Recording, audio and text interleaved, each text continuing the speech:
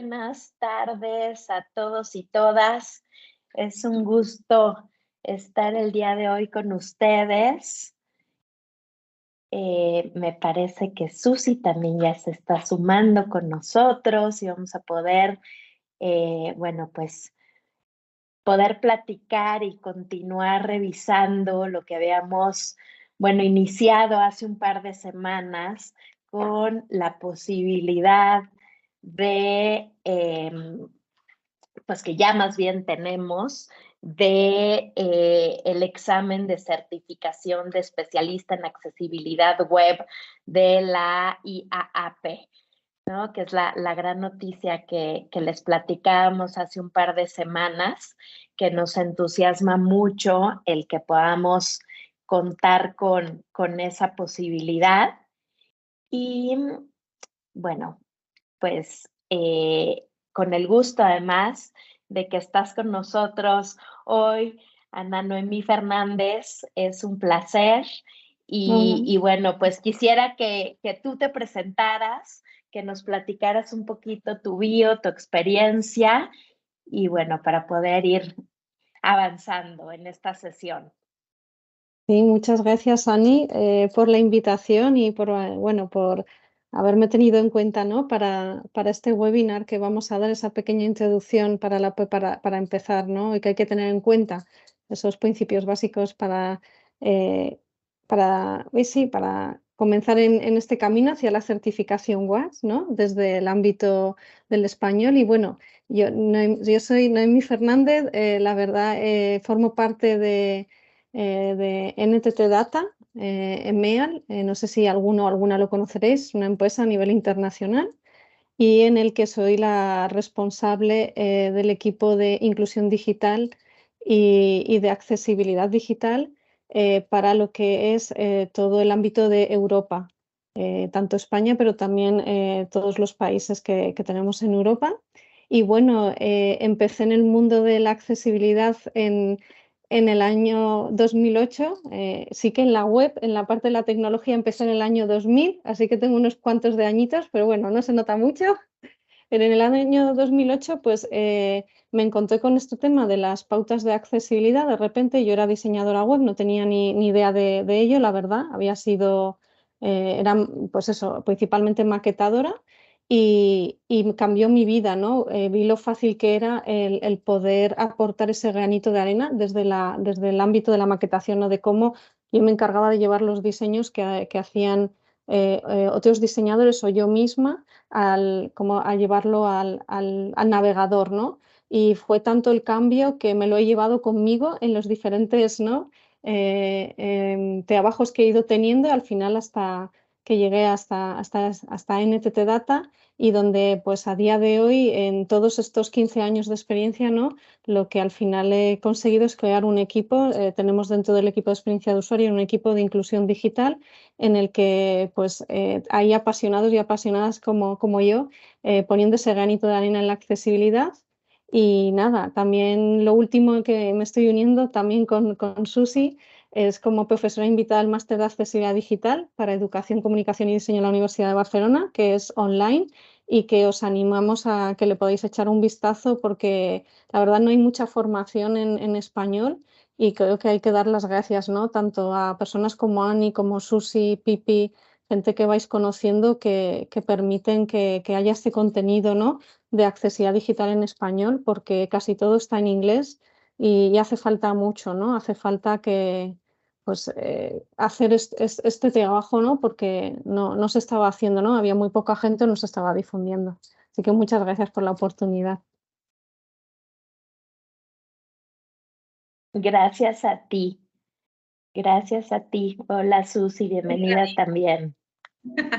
Gracias. Yo de la casa, no hace falta.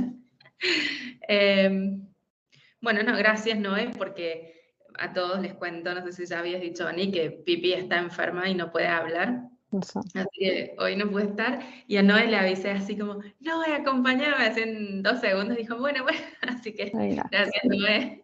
nada, encantadísima aquí de estar con todos y todas. Genial.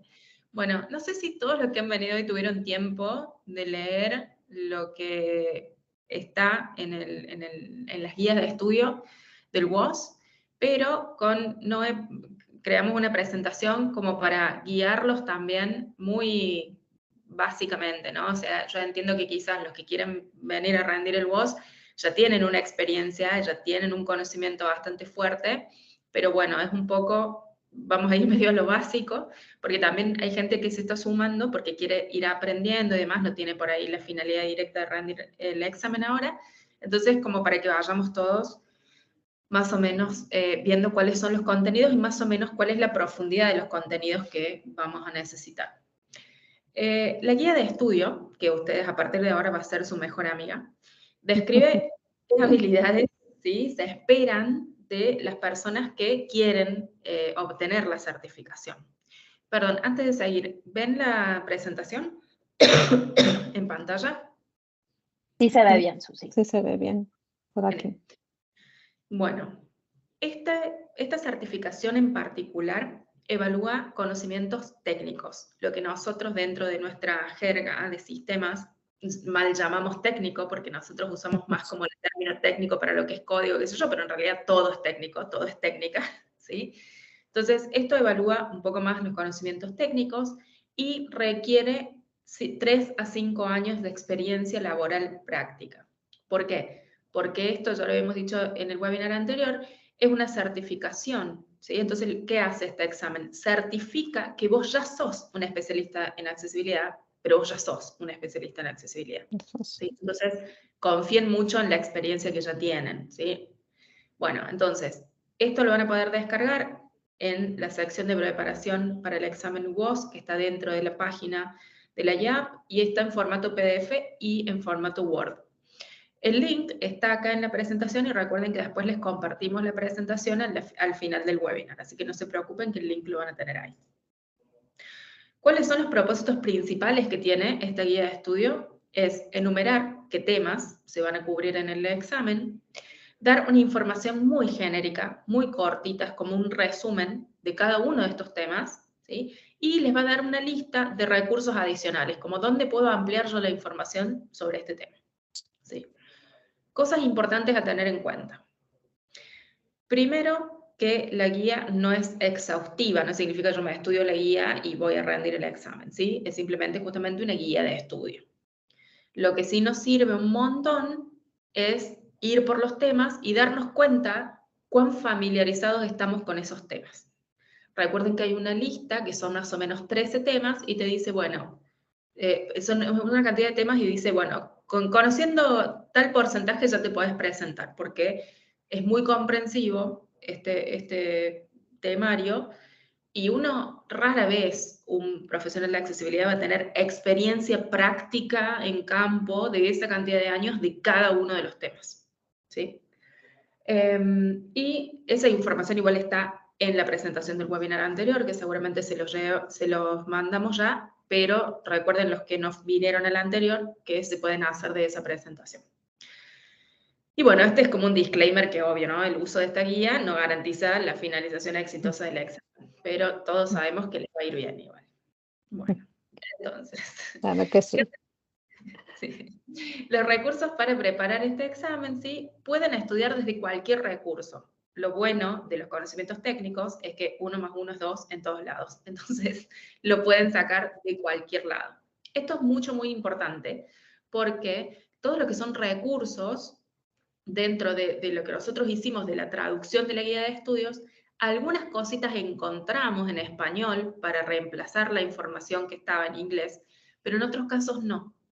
Entonces, si ustedes tienen de otros lados o encuentran en Google de otros lados la misma información, la pueden usar tranquilamente, ¿sí? A la vez, dentro de la página de la IAP, en la misma sección donde encuentran la guía de estudios, que es cómo prepararse para el WOS, van a tener una lista de recursos, ¿sí? Que algunos son gratuitos, otros no. Tiene que ver con, por ejemplo, entes autorizados para prepararlos para las certificaciones y cosas así. Y los van a encontrar, también les dejamos ahí el link en la presentación. Bueno, ahora sí, vamos de lleno al repaso que es del primer tema. Recuerden que cuando vimos la clase anterior eran 3 grandes temas, básicamente, los que formaban parte del examen.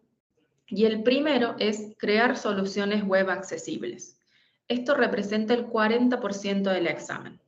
¿Qué quiere decir? Que si yo manejo estos temas bien, ya tengo aprobado el 40% del examen, ¿sí? Y que el 40% de las preguntas del examen van a ser de este tema. Esta parte es como muy básica, son cuestiones como que ya trabajamos mucho. Entonces, lo que vamos a ver hoy son WCAG, ATAG, YARIA, HTML, y el último tema que es JavaScript, Ajax y contenido interactivo accesible. No se pierdan con tantas letras y tantos acrónimos y todo. Sí, os encanta poner ahí un montón de acrónimos, ¿verdad? Todo. Pero después lees el curso completo y decís, no, mejor el acrónimo. Pero Sí. ahora vamos a ir uno por uno, así que no se asusten. Bueno, arrancamos con la WCAG, que igual todos seguro que ya estamos súper familiarizados, es nuestra Biblia, ¿sí? De la accesibilidad. Y son las Web Content Accessibility Guidelines, que no sé si todos estaban al tanto, pero para cambiar el nombre, porque ya no es solamente de contenido web,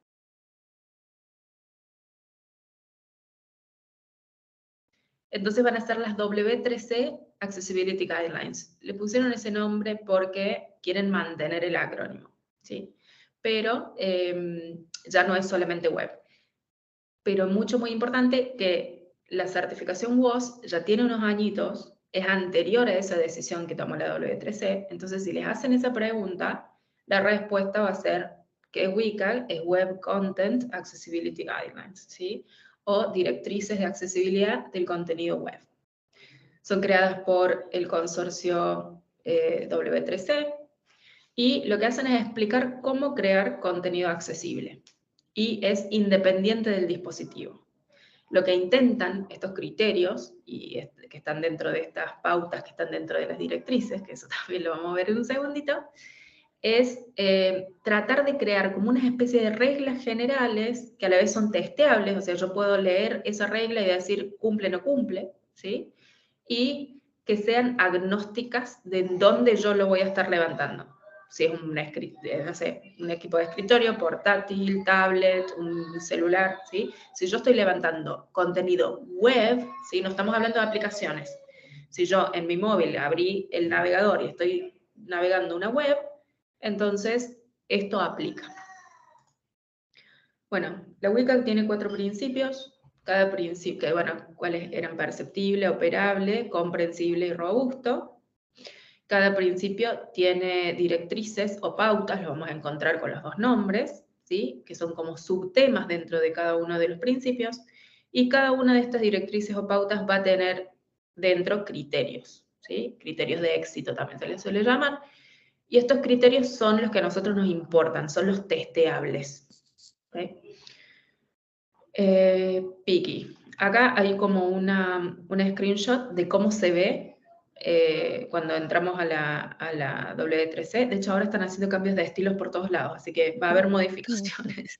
¿Sí? Pero para entender más o menos, dice, está como bien anidado y bien claro en ese aspecto de decir, bueno, principio 1, perceptible, y dentro de ese está la guideline 1.1, que es texto alternativo, que es la pauta o directriz, y dentro de ese a la vez el criterio, que es contenido no textual, o contenido que no es texto, ¿sí? Bueno, las versiones. Esto sí es pregunta de examen. Siempre quise decir eso. O sea que hay que estar atentos y atentas.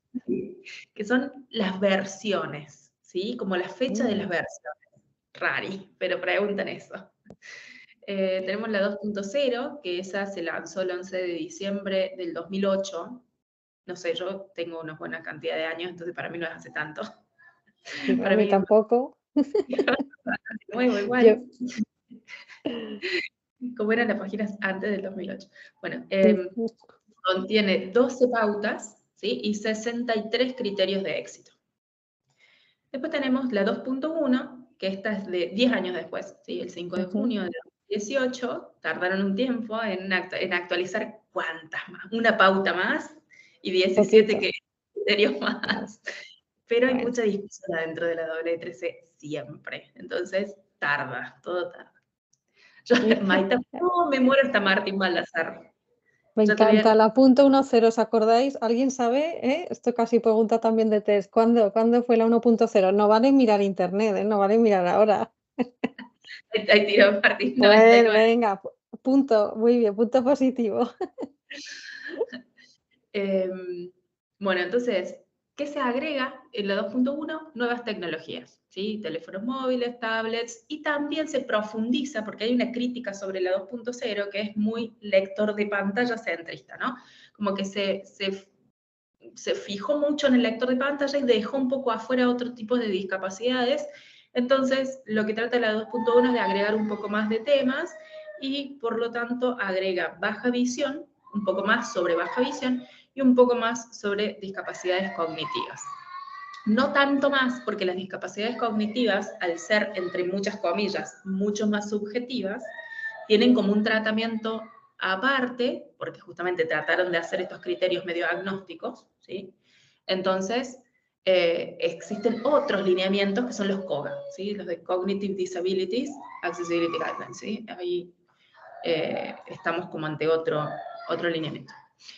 Y por último, y esto no va dentro del examen, porque digamos, el examen del WOS es anterior a esto, pero ya está la WCAG 2.2, ¿sí? El último borrador, o sea, las últimas correcciones se publicaron ahora el Día del Amigo, 20 de julio de 2023. Todavía no es oficial, digamos, todavía está como en sugeridos y draft, ¿cómo se dice? Borrador. Entonces, no reemplaza la WCAG 2.1 como estándar, ¿sí? Entonces, si nos dicen, hay que cumplir con el estándar, no vamos a tomar la 2.2 porque todavía no es oficialmente el último estándar publicado, ¿sí? Vamos a ir al 2.1. Bueno, acá no sé si querés seguir vos con los niveles de Sí, conformidad. sí, aquí lo siguiente que tiene, ¿no? Y reseñable que quizás los que os habéis enterado en la WICA, precisamente son estos niveles A, AA o AAA, ¿no? Al final son una forma de organizar las pautas en que lo que nos ayuda es ver estas pautas y criterios de éxito que son los mínimos necesarios que deberíamos de cumplir para asegurar que la aplicación es accesible, ¿no? Que el sitio web es accesible. En este caso, el nivel A será en la mínima en el que es esencial que cumplamos estos requisitos, que cumplamos estas directrices, esta pauta y los criterios de éxito. La AA se añaden una serie más en las que nos permite precisamente ir un poquito más allá, ¿no? El extender la experiencia para más productos de apoyo que utilizan las personas. Y la AAA está, yo siempre la resumo como que está pensada cuando tenemos en cuenta discapacidades muy severas, ¿no? Cuando queremos trabajar sitios web, he pensado, por ejemplo, para discapacidades muy, muy severas, como pudiera ser ciertas cognitivas, a nivel de ceguera. Bueno, generalmente no es lo que nos suelen requerir. Todas las legislaciones actualmente, y cuando estamos hablando del estándar de las pautas de accesibilidad de las WICA, siempre mencionamos que es la versión 2.1 y la que se aplica es el nivel AA. ¿Vale? Aquí al final es el resumen por ir muy sencillo. No sé si quieres tú aquí añadir algo más, eso sí. No. Bueno, entonces, acá lo que hay que tener en cuenta, y eso, bueno, como profesionales de accesibilidad ya lo hacemos siempre, es entender que hay limitaciones que son técnicas o que pueden ser operativas, ¿sí? Entonces, no se me puede obligar a cumplir, aunque esté dentro de un estándar, y aunque una ley esté exigiendo ese estándar, que yo cumpla algo que es técnicamente imposible. ¿Okay? Y al mismo tiempo, también hay excepciones que son operativas. No es lo mismo si yo tengo una empresa chiquita que tiene pocos recursos versus si soy una empresa gigante que puede poner los recursos de un equipo completo de accesibilidad, ¿sí? O, por ejemplo, si yo tengo un flujo de información, ¿sí? De generación de información que es constante, como por ejemplo, no sé, una universidad que todo el tiempo está publicando cosas y demás, entonces en ese caso también hay excepciones, ¿sí? Porque es como hay una imposibilidad fáctica directamente de poder cumplir con eso.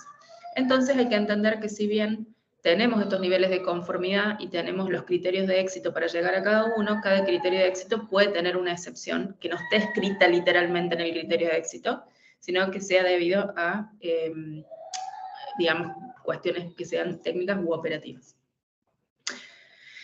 Técnicas y fallos. Acá tenemos siempre una discusión con los chicos cuando hicimos la traducción, que era, porque en la misma WCAG dice técnicas, y dentro de las técnicas nombra los fallos, y yo como digo, no necesitas ninguna técnica para fallar, sale solo, entonces es como raro. Entonces vamos a tener técnicas y fallos. Las técnicas vamos a tener suficientes, aconsejadas, y después vamos a tener los fallos. No sé si querés seguir, Noé, porque me dijiste esta. Sí, aquí al final las técnicas, dentro de las pautas de accesibilidad, son unas herramientas que nos proporciona el consorcio para poder cómo abordar estos criterios de éxito, ¿no? Y que tenemos que tener en cuenta. Entonces, al final, esta división siempre se tienen en cuenta las suficientes, en donde te va diciendo, por ejemplo, pues si ya estamos hablando de los textos alternativos, pues hay una técnica, ¿no?, en donde te dice que en el HTML tienes que añadir el texto alternativo a una imagen utilizando el atributo alt, ¿no? Y eso son como técnicas que te ayude y te describe cómo hacerlo, te ayuda a saber cómo implementar, y aquí hace referencia directamente al HTML, ¿no?, como lenguaje de etiquetado, aunque las pautas son agnósticas. Las aconsejadas son complementarias, te permite un poco como ir a otros casos de uso que te ayudan un poco a ampliar ese campo, lo que decía Susi, con el tema de las limitaciones técnicas que tenemos. Y hay unas muy interesantes que no siempre se suelen mirar, que van al revés, no desde lo que tienes que tener en cuenta para cumplir como ejemplo, sino qué fallas al cumplir. Van desde el enfoque de si no tienes texto alternativo, ¿qué es lo que va a pasar, ¿no? Si no indicas el texto alternativo, por ejemplo, en una imagen, lo que te va a leer es el código, te va a decir el nombre del archivo, ¿no? La URL del archivo. Hay lectores de pantalla, por ejemplo, que te lo pueden leer. Entonces, desde el fallo, estas son muy interesantes y muchas veces son unas gran olvidadas. Me parecen siempre como muy curiosas, ¿no? Es como desde la parte negativa de lo que estamos haciendo mal, cómo aprender de lo positivo. Es interesante echarles un ojo. Pero sí, al final con las suficientes, ¿no?, ayudan. Es que a veces también te describen lo que no es suficiente. Es como que te dicen, si hiciste esto, si lo solucionaste de esta manera, no es suficiente, digamos. Eso es. Entonces, siempre es importante pasar por los fallos, porque también te proporcionan esa información de que si te perdiste alguna cosa. Bueno, documentos normativos versus no normativos. Esto es simple, pero es difícil porque uno no lo asocia con el nombre. Lo hablábamos recién con Noé. Sí. Que nosotros no le llamamos normativos o no normativos.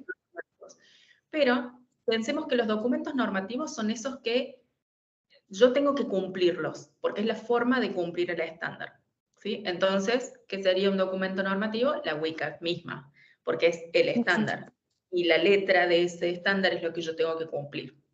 Y los documentos no normativos van a ser aquellos que son como si fuera, que orbitan alrededor del normativo, porque te enseñan cómo puedo cumplir, las técnicas suficientes, las técnicas aconsejadas, los fallos, todos documentos alrededor que te van a ayudar a cumplir con el estándar, que es el normativo.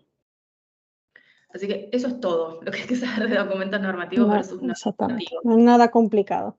No, y que de último ustedes cuando vean esos documentos puedan distinguirlos, en decir esto es normativo, esto es no normativo y qué sé yo. Entonces, básicamente, si es una directriz, es normativo, ¿sí? Porque va a ser la WCAG, va a ser el ATAG, ¿sí? Va a ser la COGA, pero todo lo que sea que me ayude a entenderlo y a cumplirlo es no normativo. Bueno, cerrando esta primera parte, que es la de WCAG, ¿qué vamos a necesitar saber para el examen? Bueno, WCAG 2.1, ese tipo de criterios, vamos a tener que más o menos revisarlos. Rara vez van a encontrar que les piden un número, ¿sí? Ahí Irving hace una pregunta que dice si normativo y no normativo es sinónimo de conformance y compliance. No. Porque, a ver, conformance es conformar, y uno conforma el estándar y cumple la ley. Y esto es como que no toca la parte legal directamente, ¿sí?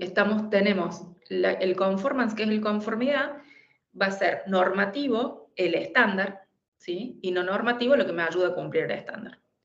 Pero por fuera de lo que es conformar está la ley, que es compliance, que es cumplir la ley, ¿ok? puede pasar que la ley pida que se cumpla un estándar, y ahí se unen, digamos, pero no necesariamente. Bueno, vamos al próximo tema. EITAG. Bueno, ¿quieres darle a esta parte? Venga, el ITAG, a diferencia de la Wicca, ¿vale? Es otro estándar que tenemos. En este caso, bueno, la definición sería las pautas de accesibilidad para las herramientas de editores de contenido. No sé, creo que no lo he traducido muy bien, perdón, pero al final, Es difícil recordarlo porque te dice herramientas de autores, como que, pero... Eso es, herramientas de autores. Siempre me resulta como muy extraño, ¿no? Como herramientas, ¿no? El Authoring Tools, traducido herramientas de autores, pautas de accesibilidad para las herramientas de autores, y al final son recomendaciones, tienen en principio una estructura similar a la Wicca, pero no exactamente igual, en el que son las que tomaríamos de referencia como estándares cuando queremos asegurar la accesibilidad de herramientas de autor y producir contenido accesible. ¿Y esto dónde se aplica? Pues en los CMS, por ejemplo, en los back office, en las administraciones de CMS como WordPress, o si estáis trabajando, por ejemplo, con Drupal, ¿sí? Siempre que haya una interfaz en donde se vaya a introducir el contenido. Esto también aplicaría, por ejemplo, a partes en LinkedIn donde nosotros estamos creando los posts, donde estamos añadiendo las imágenes, en todas las herramientas que tenemos de redes sociales. Y al final están divididas como en dos grandes bloques, en el que por un lado lo que te ayudan es cómo tener una interfaz de usuario accesible, o sea, qué tenemos que tener en cuenta desde estas aplicaciones que nos permiten crear contenido, que la interfaz sea accesible, o sea, que las personas con discapacidad puedan utilizarla y navegar por ella. Y por otro lado, apoyar a la producción de los contenidos accesibles. Hay otro bloque en donde ya dan las recomendaciones que tenemos que tener en cuenta, contenidos accesibles, que es muy curiosa, porque aquí la TAG lo que va y comenta dentro de este segundo bloque, lo primero que dice es: tienes que cumplir las pautas Wicca 2.1. Y luego ya te cuenta un montón de cosas, pero es muy curioso porque hace referencia precisamente a la Wicca, ¿no? Esto generalmente no es muy conocido, no se conoce mucho, tanto en profundidad, o quizás no lo habéis oído hablar tanto como las Wicca, pero sí que son bastante importantes, sobre todo si queremos también asegurar la accesibilidad digital desde el ámbito de las herramientas que utilizamos para redactar los contenidos, ¿no? Lo que hemos visto antes de la Wicca, todos esos estándares lo que aplican es a contenido que ya estamos viendo, a páginas web que se están renderizando en el navegador o se renderizan en un móvil, pero que es ya como el resultado final, ¿no? El resultado final, pues asegurar que es accesible. Pero todo el contenido que creamos a través de una interfaz, como puede ser un campo de texto enriquecido, ¿no? Pues también tiene que cumplir unas pautas, o hay unas pautas que nos ayudan a qué tenemos que tener en cuenta para que sea accesible, y esas son las ATA, así un poquito en resumido. Acá hay una muy buena pregunta de Caro. Hola, Caro. ¿El paquete de Office es EITAG? ¿GitHub también? Sí, el paquete de Office de Microsoft sí que, bueno, parcialmente cumple las ATAs, lo tiene en cuenta igual que las Wicca. Microsoft tiene las páginas, que me tengo que decir en inglés, las páginas de la V, o sea, no sé cómo decirlo. No sé si aquí me ayuda Susi, las ACR, las Accessibility Conformance Report. Tienes los reportes de conformancia de accesibilidad, digámoslo así, en donde explican qué cumplen de cada pauta, de cada estándar, perdón, qué cumplen y qué no cumplen, ¿no?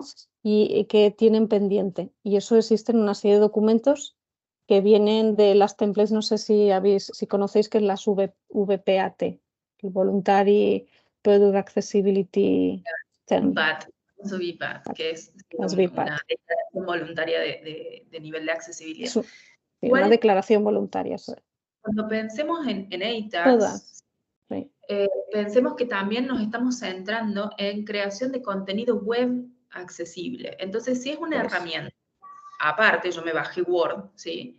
Es una cosa. Ahora, si yo tengo Google Docs, que es web, que está web-based, ahí también estamos como un poco más para el lado de la ATAG, ¿sí? Pero básicamente la diferencia entre ATAG y WCAG se termina haciendo porque recuerden que viene de largo, ¿sí? La WCAG, y es todo más estático. Pensemos en el web como algo más estático. El que mete la información es el que está creando la web y qué sé yo, digamos que es como más de ese lado, ¿no? Yo recibo información como usuario.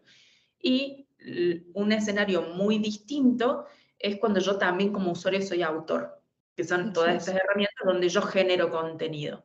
Entonces, justamente se empezó a haber problemas de accesibilidad, de decir, bueno, hasta qué punto yo tengo que conformar con un contenido que yo no tengo nada que ver, digamos, que yo no puedo meter cómo se construye. Entonces ahí se crean las ATAG y se dice, bueno, lo que tenés que hacer vos para conformar es permitir que los usuarios puedan crear contenido accesible, dándoles las herramientas para hacerlo. ¿Sí? Por eso se llama herramientas de creadores de contenido. Entonces, por ejemplo, si yo permito subir imágenes, tengo que entonces permitir subir un texto alternativo. ¿Sí? Entonces yo le doy, o sea, ahí se clariza, un ejemplo sería Instagram, cuando generamos contenido, exacto, que ahí te deja agregar el texto alternativo. Sí. Perfecto, sí, exactamente, Clary. Y también, perdón, preguntaba Carolina si Adobe era ATAG compliant, ¿no? Y sería la misma lógica que con Microsoft, ¿correcto? Sí, sí, sí. Bueno, en el examen, ¿qué nos van a requerir de esta parte de ATAG? Comprender cómo se aplica, ¿sí? La ATAG 2, que es la última versión que tiene ahí WOS, no sé si hay una más nueva igual. Entender el significado y la intención de estas dos secciones principales de las que hablé recién Noé, que es, bueno, tiene que ser accesible la plataforma y mi herramienta, y tengo que darle al usuario, que es el que está a cargo de crear el contenido, modos de que lo haga de forma accesible. WordPress es un ejemplo de ATAG, dice Martín, sí, sí, todo lo que sea, por ejemplo, blogs. También. Totalmente.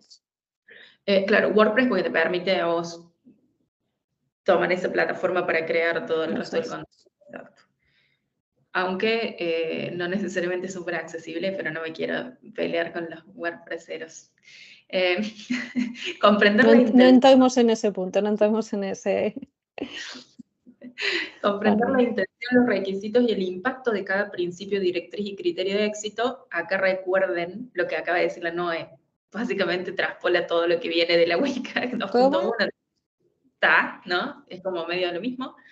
Distinguir entre buenas prácticas automatizadas y buenas prácticas que requieren la entrada del autor y usuario, o sea, hasta dónde yo como plataforma de contenido puedo generar cosas automáticas para evitar que dependa del usuario, y hasta dónde en realidad se necesita la entrada del autor, ¿no? Y comprender el poder y las limitaciones que pueden tener estas funcionalidades de accesibilidad automatizadas. Ahora vamos a pasar a WAI-ARIA. Bueno, WAI-ARIA son las Web Accessibility Initiative. Recuerden que la WAI, o la Web Accessibility Initiative, es la división de la W3C que escribe las WCAG, ¿sí? Entonces, esta misma división escribe también los que son los Accessible Rich Internet Applications, o ARIA, ¿sí? ¿Qué es lo que hace básicamente esto? Son atributos, ¿sí? Son atributos que fueron creados para aumentar la accesibilidad del contenido, en particular contenido dinámico, ¿sí? Porque obviamente que cuando se crearon los protocolos iniciales de HTML y demás, todo era mucho más estático. Entonces, a veces las especificaciones no son suficientes de alguna manera y necesitamos esta patita que vendría a ser WAI-ARIA, que es básicamente, me ayuda a enriquecer la accesibilidad del código. Entonces, esto va a aplicar como en particular para el contenido dinámico. WAI-ARIA va a definir atributos, ¿sí? Que se agregan, como dije recién, al HTML estándar para definir lo que es nombre, rol y valores. Que los valores tienen propiedades y estados de los elementos. Ahora vamos a ver un par de ejemplos. Entonces, no sé si querés esta parte. Sí, al final, cuando estamos hablando de ARIA, hablamos de una serie de atributos en el que os tenéis que quedar un poco como con estos tres conceptos, ¿no? En el que cuando hablamos de WhyArea, relacionado con el nombre, es aquel texto que permite identificar, es el texto, ¿no?, que permite identificar un componente dentro de ese contenido web, ¿no? Por ejemplo, si tenemos un enlace en HTML, pues sería el nombre es el contenido que hay dentro de ese enlace, ¿no? Lo que sea, pues, hacia dónde va el enlace, ¿no? Es el contenido, el texto dentro del enlace. También importante es tener en cuenta que un elemento tiene un rol, ¿vale? Pues los elementos en HTML tienen un rol. En este caso, por ejemplo, si volviendo al ejemplo del enlace, el rol sería link, ¿vale? Hay elementos que no tienen rol, ¿vale? No es proporcional, pero simplemente es lo que permite identificar la función de ese componente, ¿vale? Es como, en este caso, que es un enlace. Y por último tenemos el valor. Al final el valor es un atributo en el que o bien está asociado al valor actual o bien está relacionado con los estados que tiene este elemento, ¿no? Entonces, volviendo al ejemplo del enlace, cuando tenemos el valor, estamos hablando si en este caso sería el nombre del enlace, coincide con el nombre, pero también si el enlace está activo o si el enlace ya ha sido visitado, esos atributos, ¿no? Y al final es simplemente que tengáis en cuenta estos tres características porque se van a ir repitiendo cuando vayáis profundizando más en el WhyArea. Sí. Y vamos a tener como atributos, ¿no?, dentro de WhyArea que van a afectar a estos nombres, rol o valor que tienen los componentes. Sí. Algo Contenidos. importante también es no confundir el nombre con la etiqueta, ¿sí? Eso es, El sí. name con el label. Porque el name ayuda, como dice ahí, a que el software pueda identificar un componente dentro del contenido web. Y eso sirve para los comandos de voz, por ejemplo. Claro, eso Si es. yo voy a decir la palabra que está en el name, entonces me va a llevar a ese input, por ejemplo. ¿Sí? Bueno. ¿Qué van a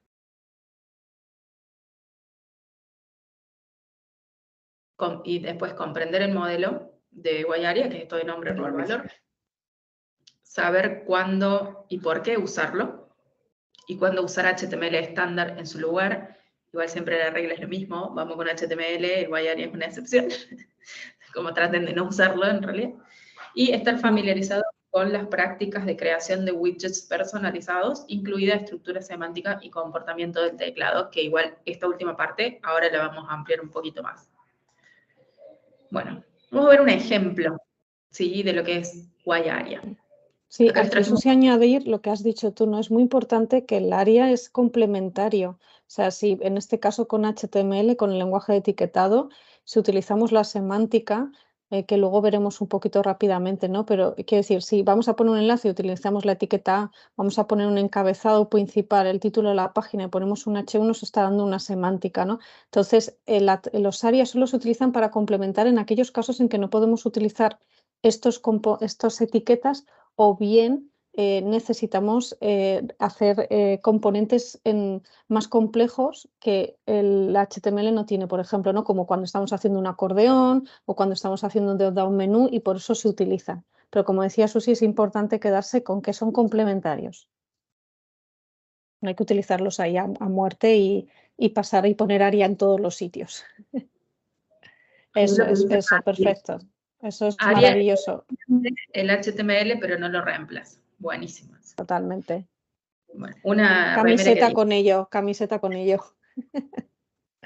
Bueno, entonces, acá le trajimos dos ejemplos, uno más dinámico, digamos, y uno más estático. El área live, ¿sí?, es un atributo área que se usa para que la página web haga anuncios, ¿sí? Como por ejemplo, si estoy usando el lector de pantalla, de repente me llega una notificación, ¿sí? Necesito notificar al usuario que ha llegado esa notificación. Usualmente el área live, usualmente no siempre, comienza vacío, ¿sí? No tiene nada adentro. Hasta que aparece esta notificación, y esta notificación va a generar un mensaje, ese mensaje se va a guardar adentro de este valor, digamos, y cuando se hace el anuncio, va a haber un evento de JavaScript que va a insertar el texto ahí adentro del contenedor, y el lector de pantalla lo va a leer, ¿sí? Y después tenemos por otro lado uno más estático, digamos, que es el area label, que lo que hace es agregar una etiqueta textual a un elemento, ¿sí? Y ahí comienza ya con un valor asignado. Yo ya tengo el nombre ahí, el label, ¿sí? La etiqueta.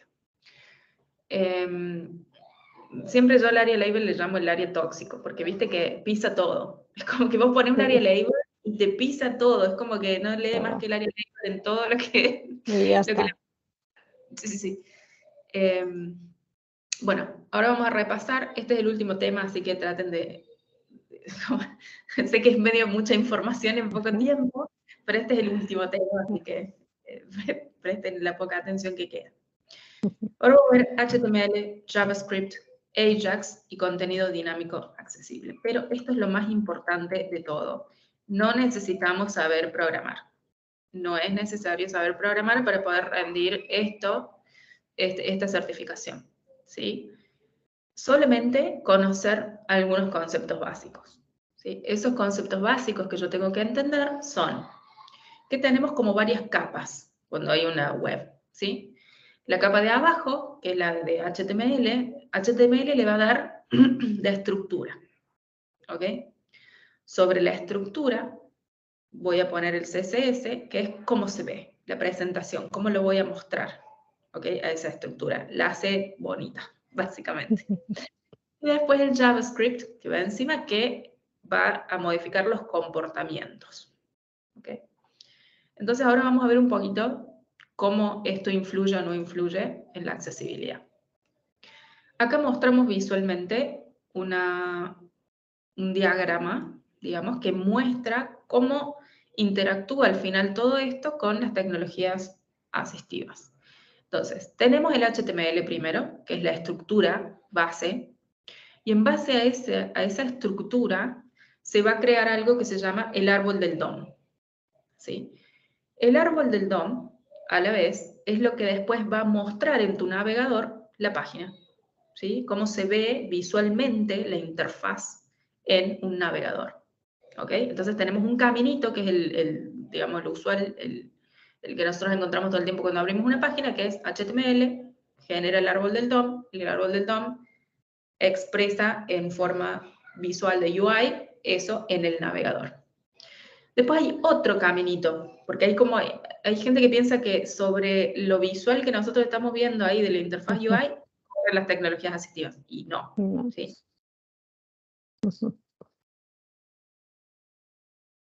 Tengo la estructura, que es el HTML, se forma el árbol del DOM, de nuevo, y en base a ese arbolito se va a formar otro árbol, que es el árbol de accesibilidad, ¿ok? Entonces, el árbol de accesibilidad va a ser leído a través de una API nativa por la tecnología asistiva y ahí percibido por el usuario final, ¿sí? Entonces, son como dos caminitos distintos. Cuando yo agrego JavaScript a toda esta, ¿sí? Porque acá lo que importa es el HTML, ¿ok? Entonces, cuando yo agrego JavaScript, lo que hago es como meter una cosita más antes de que se arme el árbol del DOM. Porque el árbol del DOM directamente es el que le da la información al árbol de accesibilidad. Entonces, yo con JavaScript lo que hago es meter un comportamiento justo antes, ahí al árbol del DOM, para que dé la información tanto a la interfaz visual, a la UI, como a el Accessibility Tree. Okay. No sé si querés agregar algo, ¿no? No, yo creo que lo has explicado muy sencillo. Aquí sobre todo es que el DOM, el árbol del DOM y el árbol de accesibilidad son dos cosas diferentes. O sea, como ha dicho Susi, se crean en diferentes momentos y no es lo mismo. Simplemente con que se os quede ese concepto, luego más adelante podéis ir profundizando sobre ello. Perfecto. Bueno, ahora vamos a arrancar. Esa API nativa está en toda página web. Pregunta ahí, Caro. Se construye en esa, toda página, ¿no? Toda página web, igual que con el HTML se construye el DOM, también se crea el árbol de accesibilidad.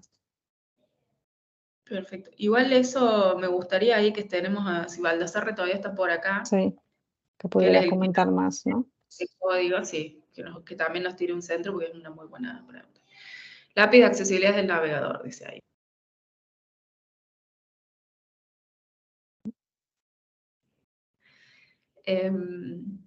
Bueno, Mientras que contestan ahí, vamos a seguir con esto.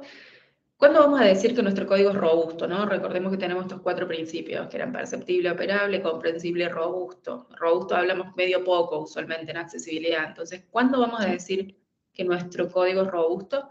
Cuando los lenguajes de marcado, ¿no? Que puede ser HTML, XML, se usan de acuerdo a las especificaciones que da quien creó digamos, el lenguaje de marcado, que es la W3C, ¿sí?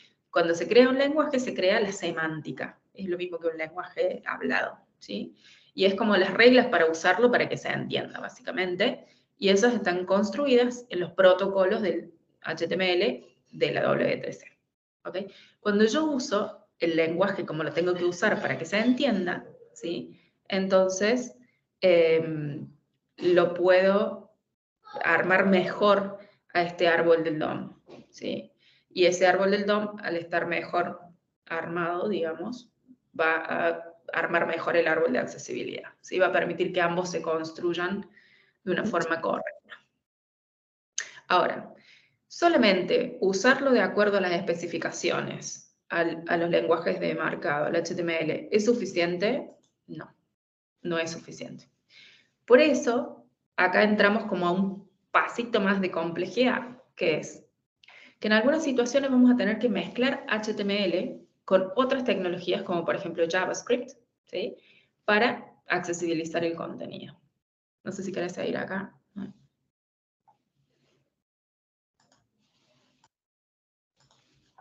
Ahí contestó Martín. Hacemos una pausa para poner lo que dijo Martín. El árbol de accesibilidad es responsabilidad de cada navegador y sistema operativo. Lo que no está en el árbol no existe. No existe.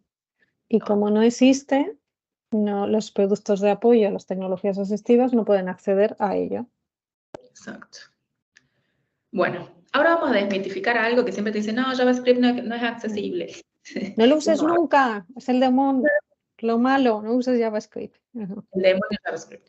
Bueno, lectores de pantalla actuales, me gusta porque en el del WOS dice modernos, y no son tan modernos. O sea, no es tan moderno lo que está en el WOS, digamos, ya pasamos hace rato de esa parte, pero bueno. Entonces, los lectores de pantalla actuales y otras tecnologías de apoyo que existen también, pueden acceder a la información o a la interacción que construimos con JavaScript, ¿sí? Siempre y cuando lo hayamos codificado teniendo en cuenta la accesibilidad, ¿sí? Por ejemplo, voy a necesitar JavaScript cuando, como decíamos recién en el ejemplo de Aria Live, ¿no? A través de JavaScript es que metes ese mensaje nuevo en ese contenedor vacío que tiene el Aria Live. Entonces, si vamos a informar que llega un mensaje o una nueva notificación, vamos a utilizar JavaScript para poder hacer eso. Después está Ajax, ¿sí? O Ajax, he escuchado que le dicen mucho. Bueno, ¿qué es el Ajax?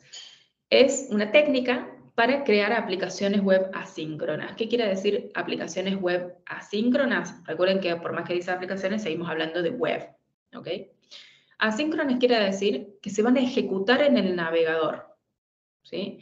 Entonces, como se ejecutan en el navegador, van a tener una comunicación que no es constante, sino asíncrona con el servidor, y lo que hace básicamente es evitar que cada vez que yo interactúo, ¿sí? Con la página, esta se recargue de nuevo, haciendo que todo sea más lento, que vuelva a pasar todo de nuevo. Entonces, eso es lo que logramos usando esta tecnología para crear web. Cuando tenemos contenido dinámico, ahí tenemos un problema con Ajax. ¿Por qué? No me va a volver a recargar la página, entonces no me va a leer lo que está antes, lo que está detrás del usuario. Recordemos que los usuarios, por ejemplo, del lector de pantalla, navegan secuencialmente. Entonces, si esa información no está por delante del usuario, nunca la va a percibir, porque sucedió algo detrás, ¿sí? Entonces, una de las peores cosas que puede pasar ante el contenido dinámico y ante cualquier situación en la página web, pero sobre todo acá, es el silencio, ¿sí?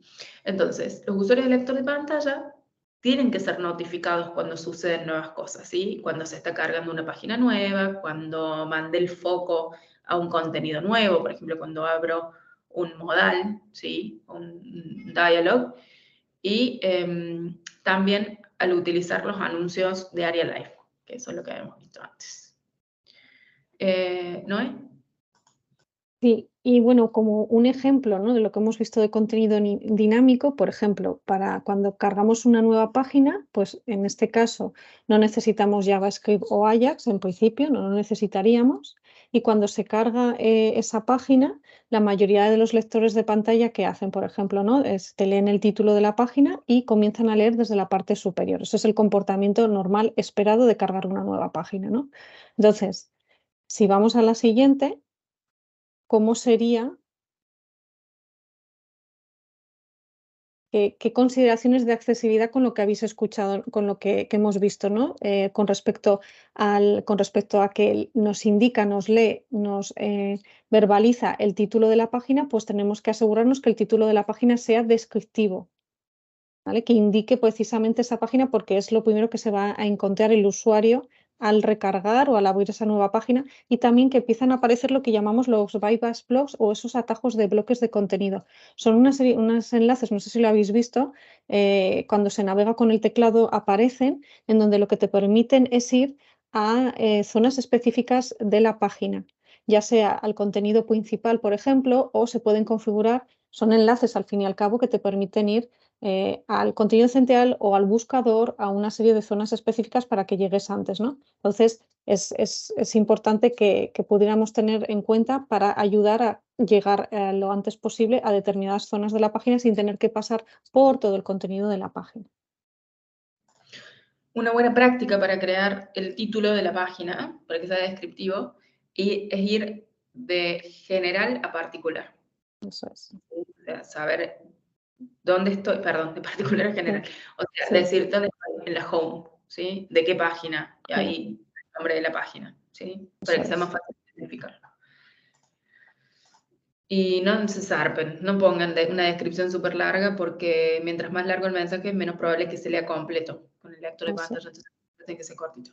Bueno, contenido dinámico, enviar el foco a un nuevo contenido. No sé si querés pasarle esta Sí, parte. aquí otra cosa que hemos visto que pasa muchas veces, ¿no? Como comentaba Susi, si hemos pulsado para que se abra una ventana modal, ¿no?, el foco, lo que digamos, tiene que estar en esa ventana modal, ¿no? En este caso, para hacer eso, no tenemos nada desde HTML, ¿no? Como en el anterior sí que teníamos la etiqueta del enlace que nos ayuda, aquí no hay nada y necesitamos JavaScript. En este caso, es un caso claramente en donde tenemos que poner el foco y eso tenemos que programarlo, ¿vale? Y el ejemplo, como hemos dicho, modales o diálogos, ¿no? Bueno, ventanas modales o ventanas de diálogo, por ejemplo. También otro ejemplo podría ser si yo estoy navegando por un buscador y he activado y le he dado un filtro, ¿no?, por ejemplo, ahí el foco, aquí no es tanto como que se envía un nuevo contenido, sino que a lo mejor el foco se quede justo en la opción de filtro que yo he elegido para poder rápidamente cambiar a otras opciones de filtro. Todo esto que va asociado a realizar una navegación por teclado eficiente, tenemos que utilizar JavaScript y por lo tanto también hay que informar al usuario, hay que complementar con atributos ARIA para poder transmitir esa información a los productos de apoyo. ¿Qué pasa, Susi? Ana. ¿Y qué consideraciones tenemos en este caso, ¿no?, cuando estamos hablando relacionadas con el foco, ¿no? Al final, lo que tenemos que hacer es como el foco al final en HTML se ve como si fuera un contenedor, ¿no?, como si fuera un rectángulo en el que para enviar precisamente el foco tenemos que hacer uso de una propiedad que ya existe en HTML, que es el tab index -1. Si no, no funcionará.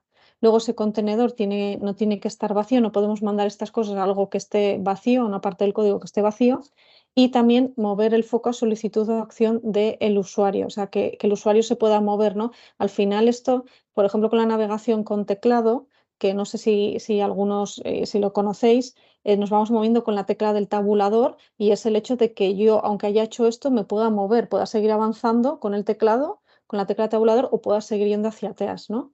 Y otra cosa importante también es cuando enviamos el foco, tiene que ser ese último, debe ser el último evento y será necesario retrasar antes de enviar el foco, ¿no? Hay que hacer esto, si quieres aquí, Susi, a complementarlo un poquito mejor. Sí, ahí vamos a mostrar un poquito de código, pero algo Eso, también... que creo que se verá mejor. Sí, algo a tener en cuenta acá importante, que recién lo nombró Noé, es que tenemos que mover el foco a solicitud del usuario. Entonces, cuando se te abre el pop-up ese solo que te dice suscribiste al newsletter, no sé, Sí. no. Cuando le haces, vas navegando con el teclado y al hacer foco te abre, no. ¿Sí? Tiene que ser a pedido del usuario. El usuario tiene que haber realizado una acción de quiero abrir esto. ¿Okay? Eso es. No, no es accesible. No Entonces, que de repente se encuentre y le salga ahí la ventana de diálogo. ¿Qué pasa? sí, y aparte la mayoría de las veces ni la lee, ¿no? Pero bueno, cuando vamos a enviar el foco, ¿sí? ¿Qué pasa? A veces, cuando uno envía el foco, eso se hace más rápido de lo que se carga el contenido en el contenedor. Entonces no lee, porque llegó antes de que el contenido se carga. Entonces lo que se recomienda es agregar un delay, ¿sí? Por eso habla de retrasar, ¿sí? Entonces, por ejemplo, para manejar el foco, cuando el contenido se carga a través de Ajax, ¿sí? A veces toma eso, ¿no? Como un momento después de que Ajax termine de cargarse para que el contenido esté disponible para el lector de pantalla. Entonces, especialmente si lo estamos manejando con JavaScript, el foco del teclado ya va a estar en el elemento. Entonces vamos a agregar un delay. Acá tengo en pantalla un ejemplo de código, ¿sí? Una porción de código, donde esto sí es importante que lo sepan para el examen, porque quizás les van a poner porciones de código y les van a decir si esto está bien y es accesible o hay que agregarle algo. Y si hay que agregarle algo, recuerden que van a tener 4 opciones debajo y es una de esas opciones. ¿Ok? No, ustedes no van a tener que escribir y remediarlo. ¿Ok? Igual esto se va a ampliar en el cuarto webinar, que es de la tercera parte del examen, que es de remediación técnica en ese tema. Bueno, entonces Susi, acá te tenemos... congelaste un momentito por si Ay, quieres retomar ese último. Sí, perdón. ¿pero se escuchó o no lo que dije? La última parte no. Ok, estaba diciendo que acá les van a poner un poco de código, quizás en alguna pregunta, ¿sí? Y en la respuesta van a tener 4 opciones. Ustedes no tienen que ponerse a escribir código, es que lo puedan leer más o menos y darse cuenta si estas consideraciones estuvieron ahí, ¿ok? Entonces, igual esto se va a profundizar más en el cuarto webinar, que es de la tercera parte del examen, el repaso de la tercera parte, que va a estar a cargo de Agos de Marc y Nati Rodríguez. Entonces, acá en este pedacito de código que les traje es un container, ¿sí? Donde acá hemos utilizado Ajax, acá lo tenemos, se ve literalmente ahí la palabra. ¿Y qué hacemos? Le ponemos el tab index -1, que era una de las cosas que habíamos recomendado para que el foco se mueva al contenedor, que acá lo podemos observar que está implementado, acá donde dice heading.attr, tab index -1, y acá lo que hace es mover el foco, ¿sí? Después de un delay de 1 segundo, y acá está esa parte de código que dice the container h2 first y dice focus, y acá este 1000 es el segundo. Es tan poco como un segundo ese delay, ¿sí? Es suficiente para que se lea bien el contenido. Bueno, ¿qué consideraciones de accesibilidad al final tenemos que tener respecto al código? Utilizar HTML semántico. Esa es la base de todo. Usar YARIA cuando sea necesario. ¿Sí? Viene a ampliar HTML, no a reemplazarlo, como dijo Martín Baldassarre recién. Vamos a tener en cuenta el orden del DOM, porque en ese orden se van a leer también las cosas, y qué ubicación probable del foco voy a tener para poder agregar contenido dinámicamente o actualizarlo, que es lo que habíamos visto recién, ¿sí? Si voy a forzar el foco para que vaya el contenido nuevo, si voy a agregar ese delay para que espere a que se cargue el contenido y esas cosas. Entonces vamos a tener en cuenta eso, contenidos dinámicos y que aparezcan así de repente. Vamos a crear controladores de eventos que sean independientes del dispositivo, o sea, que no tengan que depender del dispositivo en el que se están utilizando, y cuando vamos a crear widgets de JavaScript que sean accesibles. ¿Qué quiere decir eso? Cuando quizás no podemos, vamos a hacer un componente custom, ¿sí? Como personalizado, se puede, siempre y cuando tengamos en cuenta todas las medidas de accesibilidad, ¿sí? Y eso es todo. No sé si hay preguntas, nos pasamos 5 minutos, pero bastante bien, igual no, porque era un montón. Sí, ahí lo hemos conseguido dentro de, de todo lo que había. Sí. No sé si hay preguntas y demás, pero bueno, les dejé acá una frase. Sí, a mí me encantan las frases, ¿no? Pero no se olviden que lo perfecto es enemigo de lo hecho. No necesitan saber absolutamente todo perfectamente para poder presentarse, ¿sí? Confíen en el conocimiento que tienen. Nunca se van a sentir listos para rendir un examen. Nunca. No existe. Yo creo que es una excepción de alguna persona por ahí, un Martín Baldassarre que va y rinde. Pero el resto de los humanos, de los mortales, ¿sí? No te sentís 100% seguro, ¿sí? Recuerden que igual, por más que parezca un montón, es entender la lógica que hay detrás de esto. Y si yo ya sé cómo funciona, no importan los términos y cosas así, porque cuando yo lea la pregunta, entre las 4 respuestas que yo tengo que adivinar, si adivino porque no, no entendí del todo la pregunta, con lógica lo vas a sacar. Recuerden, como habíamos dicho en la clase pasada, son 4 opciones, de las cuales 2 son claramente incorrectas, ¿sí? Una es de trampa, va a ser muy parecida a la correcta, y otra va a ser la correcta, ¿sí? Así que técnicamente, con estos repasitos y leyendo y demás, de a poquito, porque hay tiempo hasta el examen, vamos a poder descartar 2 de esas y nos va a quedar entre 2 para elegir. Hay bastantes preguntas ya, ¿no? Que nos comentan por aquí, Francisco, que si sabemos cuándo va a estar disponible los exámenes de la IAPP en español, y si nada más entrar la WICA 2, el examen cambiará, ¿no? Si tienes toda esa información desde la asociación. A ver, las WICA en español están, de hecho ahí también Martín nos podría ilustrar porque CIDAR lo hizo y él es parte de CIDAR, sobre todo en la época que se hizo esa traducción, pero no es una traducción oficial de la W3C. Lo cual yo tampoco me preocuparía porque para que una traducción sea oficial en la W3C es un viaje tremendo que en realidad ellos siempre ponen excepciones, así como les dejamos este recurso, pero no necesariamente estamos reforzando o apoyando esto. Es como que son muy cuidadosos en eso, porque es un estándar. Y entonces cualquier cosa se puede interpretar como que eso es lo que hay que cumplir al pie de la letra. Entonces, no tengan miedo de que diga no oficial. ¿Ok? Sé que hay un grupito acá en España que está haciendo la traducción, ¿sí? Y que también está haciendo la traducción al catalán, y me pidió que le averiguara un poco cómo era adentro para hacer oficial esa traducción. Así que Sí, lo van a pero encontrar. sí, aquí Susi es esto, ¿no? Si los exámenes precisamente de la IAPP, el examen del UAS, va a estar en español. Ah, Sí, perdón, ¿no? sí. Sí. De eso se trata todo este movimiento que hemos hecho con Here Colors, con Dalat y con gente de Funca que estuvo también colaborando. Hicimos la traducción del examen WOS y por eso estamos haciendo esta serie de webinars y demás, para que ustedes se animen y rindan, y de paso nosotros vamos a poner un piloto ahora. La primera vez que se rinda va a ser un piloto, entonces ahí ustedes se anotan. Si quieren ir a las redes de Dalat, al Instagram de Dalat es @fundaciondalat, ahí van a ver en el link de la bio, tienen el link que los lleva al formulario de que están interesados en rendir el examen, entonces nosotros les vamos mandando toda la información. Véanse el primer webinar, que ahora lo vamos a subir a YouTube, no se le voy a preguntar a Pipi, pero va a estar en nuestras redes también, Dalat Fundación, y ahí van a tener todo sobre el examen.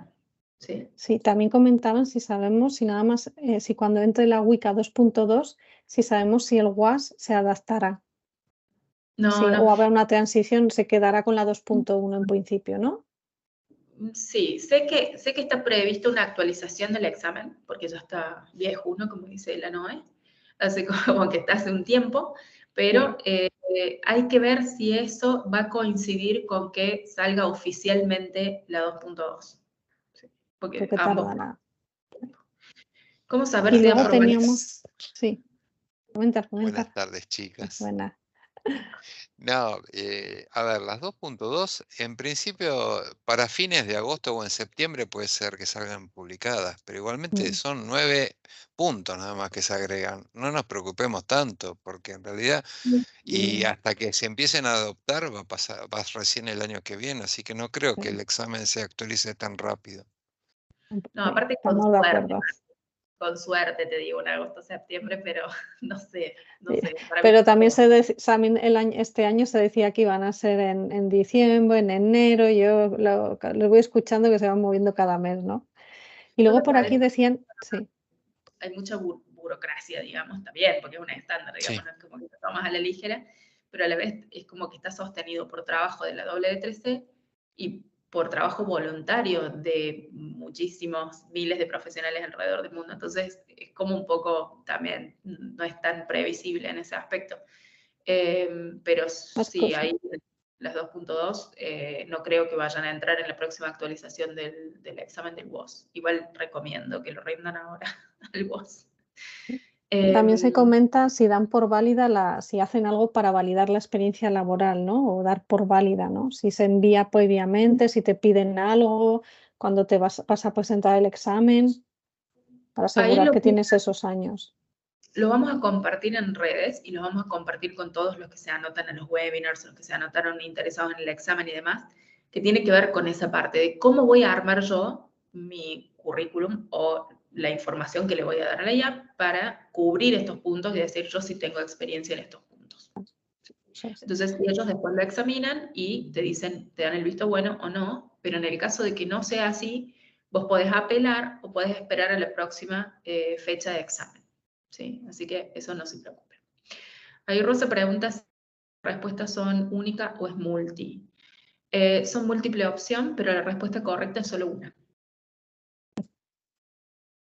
Y luego, ¿qué más teníamos por aquí? ¿Cuándo será el examen próximamente? Que aquí ha comentado Ani, ¿no? Hay varias, ¿no? Hay varias convocatorias a lo largo del año que te puedes ir sumando, ¿no? En este caso, la cercana que tenemos, ¿no? Empiezan, ¿no? Hay un periodo de tiempo donde tú te puedes apuntar para para hacer el examen en unas fechas determinadas. Sí, efectivamente, la primera vez que vamos a poder tener digamos, el primer examen en español, en este como programa piloto, para poder validar que la traducción del examen, pues es la correcta, ¿no?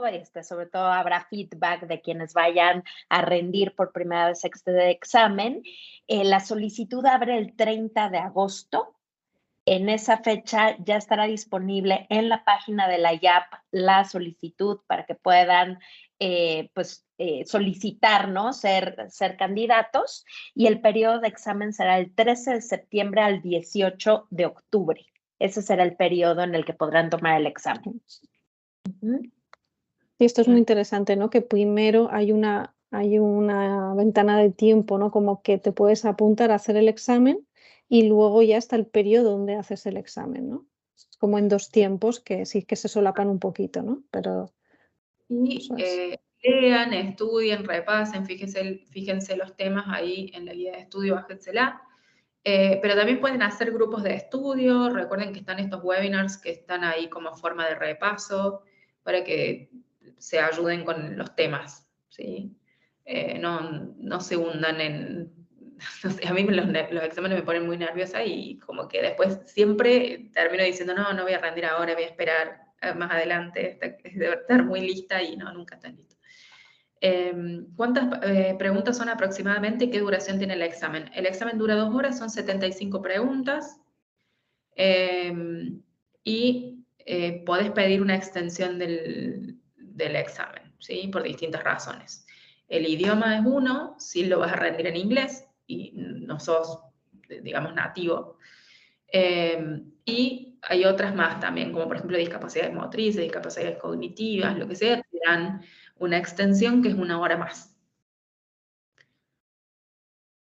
Ok. Hay muchos más detalles sobre el examen y cómo rendirlo y demás en el primer webinar, ¿sí? Que lo van a encontrar en el YouTube de Dalax. Bueno, creo que eso es todo por hoy. Recuerden que tenemos otro webinar el próximo miércoles, me parece. Ani, vos tenés ahí a mano las fechas. El próximo va a estar dictado por Majo Maldonado, que también es certificada en WOS, es una profesional de accesibilidad, que es una genia, la queremos mucho. Y va a estar ella en esta clase. Y el después 9 de agosto, Susi, no el próximo miércoles, sino dentro de 15 días. En 15 días. Tienen 15 días para leer la parte, la Ponerse tercera al parte. día, para que os pongáis al día para el siguiente webinar. Y tengan Aprovechen muchas preguntas también. claro, aprovechen el repaso ahí con la Majo, que les saque todas las dudas. Pero también recuerden de hacer comunidad, es muy importante hacer comunidad para poder darnos fuerzas entre nosotros también y compartir conocimiento. Y entonces hagan grupitos para estudiar y demás, sepan que siempre están abiertas las puertas de DALAT, de Here Colors, de la IAP, Latinoamérica. Nos mandan mails, nos dicen, tengo esta duda, y estamos ahí para apoyarlos, ¿sí? Bueno. A certificar. Muchas gracias a todos y todas. Muchas gracias. Y gracias por Noé, por sumarte. Nada, gracias a vosotras y a vosotros por contar conmigo. Un placer y mucho ánimo, que es muy fácil, ya veréis. No es nada complicado. Bueno, Saludos. besos. Un abrazo. Chao. Adiós.